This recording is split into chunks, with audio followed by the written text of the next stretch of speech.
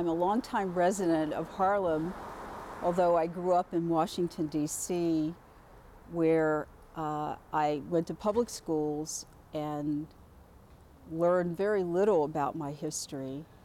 I happen to have had an uncle who was an elementary school principal, and the first book that I ever got and that my uncle gave me was a book of African fairy tales.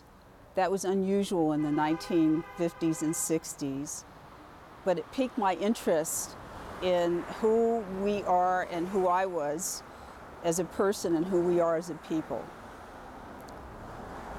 I learned that my mother's family essentially came from Virginia. My grandfather, who died when I was in high school, grew up on a farm in Arrington, Virginia. And in researching that history, I discovered that I am the great-granddaughter of slaves. That's important because this great-granddaughter of slaves is the first African-American woman on the highest court of the state of New York. I sit on the Court of Appeals, and I was appointed by Governor Mario Cuomo this past spring. And as I mentioned, I'm the first in the 166-year history of that court.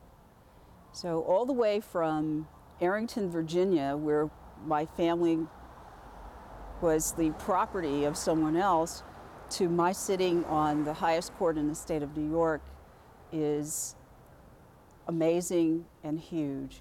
And it tells you and me what it is to know who we are and what we can do.